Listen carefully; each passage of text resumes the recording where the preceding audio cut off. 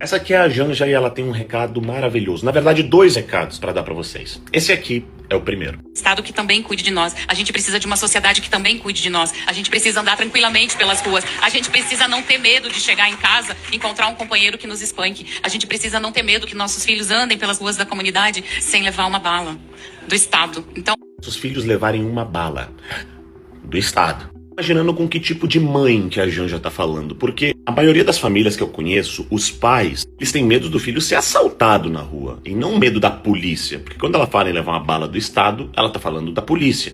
Imagina a situação hipotética. Os dois jovens estão andando na rua vindo da faculdade, do trabalho ou qualquer coisa. Os pais estão em casa apreensivos. Esses jovens estavam trabalhando ou estudando. Você acha que esses pais estão com medo desses filhos que estão fazendo tudo certinho de levar uma bala do Estado, da polícia, ou de um bandido que vai assaltar eles? Agora, a mãe do bandido. Você acha que ela tem medo desse filho que é bandido levar a bala de quem? Assim, essa mãe aí, ela tem medo do filho levar uma bala do Estado. Isso aqui deixa claro, né, por que o Lula é contra, né, facções criminosas ser tratadas como grupo terroristas, por que depois que isso aconteceu nos Estados Unidos ele tirou o exército das fronteiras, porque a defesa da Janja não tá nas mães, nos pais de família que educam seus filhos para estudar, para trabalhar, e tem medo do seu filho sofrer com a violência, né, dos bandidos no Brasil.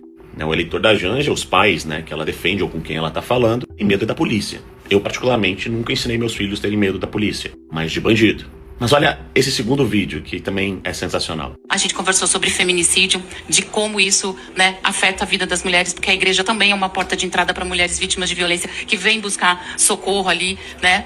Muitas vezes elas são acolhidas pelas irmãs e muitas vezes não são acolhidas pelos pastores, mas as irmãs do entorno acolhem essas mulheres. As mulheres vítimas de violência muitas vezes não são acolhidas pelos pastores, mas são acolhidas pelas irmãs. Obviamente a gente está falando com uma pessoa que nunca pisou numa igreja, nunca conviveu com uma igreja e acha que fala pela igreja. Ela fala pela mãe de bandidos e agora ela fala pela igreja, pelos evangélicos. Aí eu pergunto, por que você acha que ela fala isso? É para enraizar uma espécie de argumento ou discurso feminista, discurso de esquerda dentro das igrejas, no sentido de que é um pastor, afinal de contas, é um homem. Segundo ela, com dados tirados das nádegas, muitas vezes os pastores não acolhem. Afinal de contas, para ela e para a esquerda, todo homem é um potencial agressor. E por isso, dentro das igrejas, quem acolhe são as irmãs. Vou fazer só duas perguntas para você que está assistindo esse vídeo. A primeira, quando o seu filho sair de casa, ou alguém que você conhece, você tem medo de levar uma bala da polícia ou de bandidos? E aí você dali a pouco é como eu, que torce para que a polícia meta uma bala no bandido. Porque se for para chorar a mãe de alguém,